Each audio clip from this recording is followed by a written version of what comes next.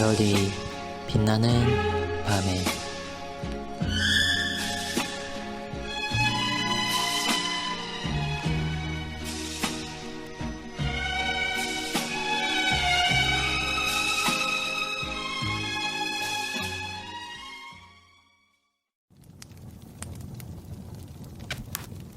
결혼 예식 본문은 30, 31일차를 참고하시기 바랍니다.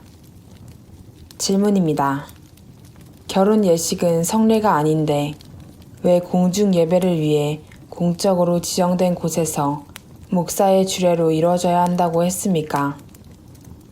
우리 사회는 기독교뿐 아니라 여러 종교들과 불신앙의 사람들이 혼재하는 형편이고 국가적으로도 공식적인 한 종교를 표방하지 않는 입장이기 때문에 결혼 예식과 같은 일은 기본적으로 사회적 합의에 의한 제도로 인식하는 경향 가운데 있습니다.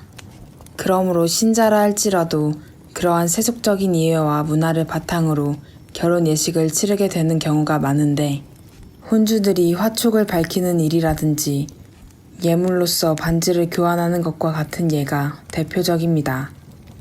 그러나 화촉을 밝히는 것은 옛 고구려의 제사에서 유래한 주술적 의미를 담고 있는 것이라고 하며 예물 반지 교환의 경우에도 로마 시대에 금반지를 끼워주며 영원한 사랑과 부귀를 기원하던 데서 유래하여 이단 로마 카톨릭에 수용된 것입니다.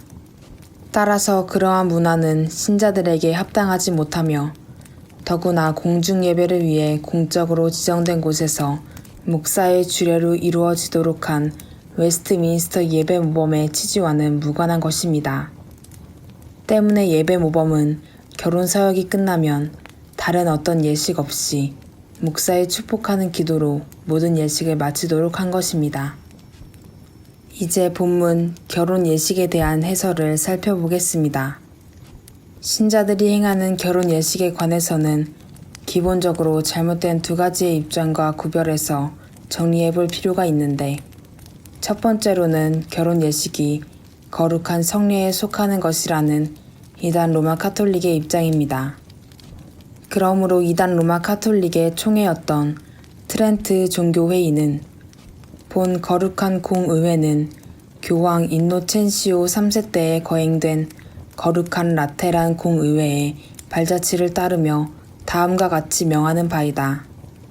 앞으로는 혼인하고자 하는 이들의 본당 사제가 혼인 계약 이전에 3번 연속으로 축일에 성당 안에서 미사 중에 공적으로 누가 혼인하고자 하는지를 공지해야 한다고 했습니다.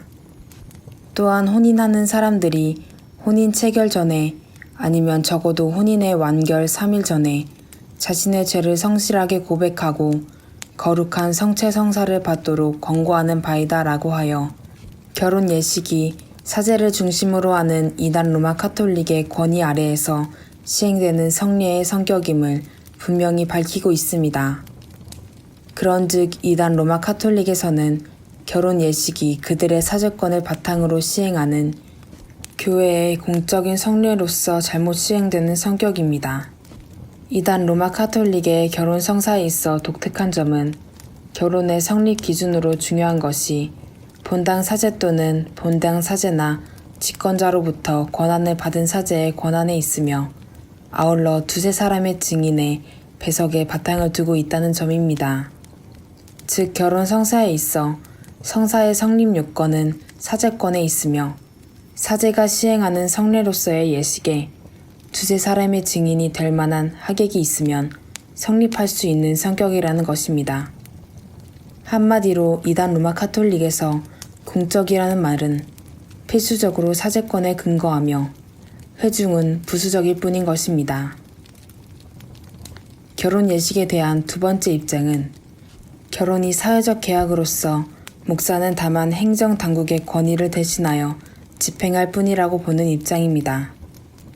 웨스트민스터 총회에 참석한 총대들 가운데 토마스 굿이는 네덜란드의 회중교회를 돕는 5명의 목회자들 가운데 한 명으로서 독립교회파의 대변인 역할을 수행했는데 레시만에 따르면 굿윈과 그의 동료들은 결혼 예식에서 목사는 단지 행정장관의 대리자로만 행동하게 함으로써 결혼을 평민들 간의 협약이 되도록 했다고 합니다.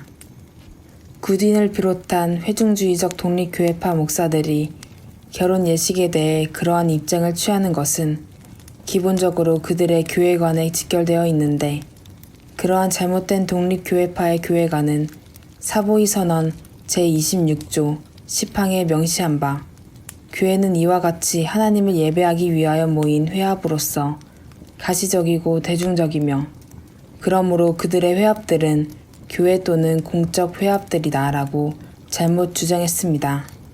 그러므로 결혼 예식이 교회 안에서 시행되더라도 그것은 기본적으로 신자들 간의 협약에 의해 이루어지는 것이며, 국가의 행정상으로 목사는 행정대리인이고 행정적 권한은 최종적으로 국가에 있는 형태라고 그들은 잘못된 주장을 했습니다. 이처럼 회중주의의 독립교회파 입장에서 결혼 예식을 국가적으로는 평민들이요, 교회적으로는 회중인 신자들의 협약에 근거한다고 보는 것은 그들의 교회관에 있어 핵심인 교회는 어떤 법규의 시행에 의존하지도 않고 공동체 전체를 지배하거나 통치할 그 어떤 직분자들도 가지지 않는다고 하는 입장에 가장 기본적인 뿌리를 둡니다. 그러므로 그러한 교회 안에서 시행되는 여러 제도들 또한 어떤 권위가 아니라 회중들 상호 간의 협약에 근거하여 성립, 시행될 수 있는 오류를 범하는 것입니다. 그러나 웨스트민스터 예배모범에서 규정하고 있는 결혼 예식과 관련한 지침들은 두 입장들, 즉 이단 로마 가톨릭과 독립교회 입장과 구별되는 독특한 성격입니다. 아울러 그것은 두 입장들 사이에 중립적인 위치에 있는 것이 아니라 성경에 더욱 충실한 의미에서의 구별의 성격입니다. 즉, 절충적인 입장이 아니라는 말입니다. 우선 회중주의적인 독립교회의 생각과 달리 결혼제도는 평민들 간의 협약으로 성립하는 것이 아니라 창세로부터 기원하는 하나님의 신적 제정에 의해 성립하는 제도입니다.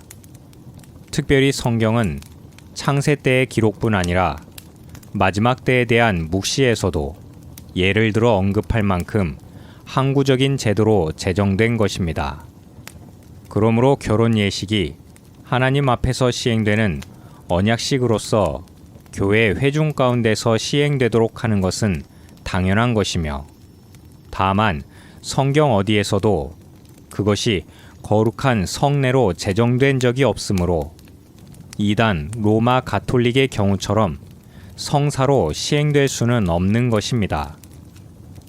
이처럼 결혼 예식은 단순히 평민들 간의 협약으로 맺어지는 것이 아니라 하나님 앞에서의 엄중한 언약으로 맺어지는 성격이라는 점에서 본래 회중이 공적 모임을 위해 모이는 장소에서 시행하도록 명시했던 문안을 공중 예배를 위해 공적으로 지정된 곳에서 시행하도록 문구를 바꾸었던 것입니다.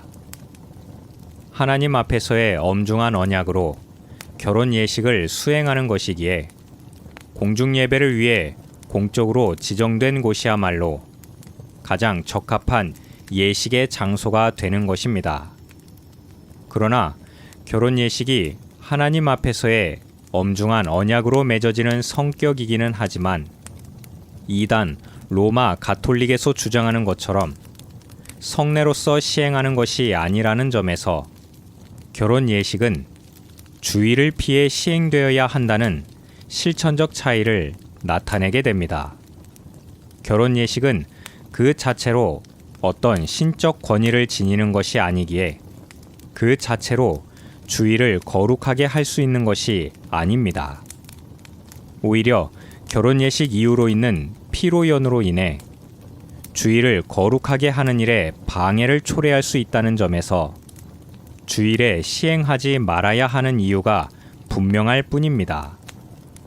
그리고 결혼식이 주일을 제외해야 하지만 미신에서 유래된 잘못된 교회 절기나 날들을 피해야 하는 것은 아닙니다.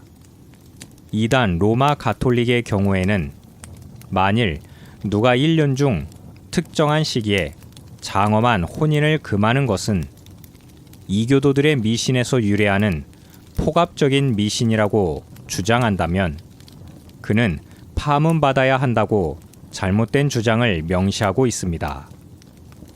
웨스트민스터 예배 모범은 결혼 제도에 관한 목사의 권면에 대해 결혼의 재정과 효용 그리고 목적들을 서로에게 성심을 다해 행해야 하는 부부의 도리와 함께 설명한다.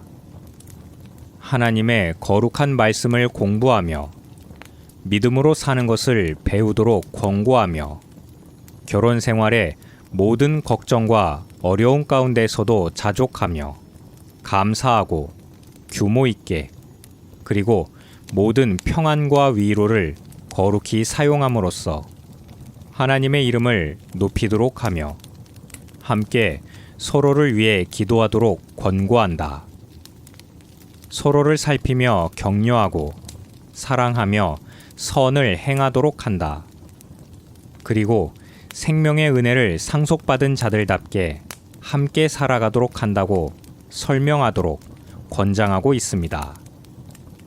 특별히 하나님의 거룩한 말씀을 공부하며 믿음으로 사는 것을 배우도록 권고하며 결혼 생활의 모든 걱정과 어려움 가운데서도 자족하며 감사하고 규모 있게 그리고 모든 평안과 위로를 거룩히 사용함으로써 하나님의 이름을 높이도록 하며 함께 서로를 위해 기도하도록 권고한다는 문구를 보면 결혼이 두 결혼 당사자의 만족이나 행복을 추구하는 것이기 전에 웨스트민스터 신앙고백 24장 결혼과 이혼에 관한 항목 2항에서 언급하는 바와 같이 거룩한 씨로 인한 교회의 번성을 위하여 하는 것이라는 사실을 생각할 수 있습니다. 바로 그것이 무엇을 하든지 다 하나님의 영광을 위하여 하라는 고린도전서 10장 31절 말씀의 교훈을 가장 충실하게 이행하는 신자의 태도라 하겠습니다.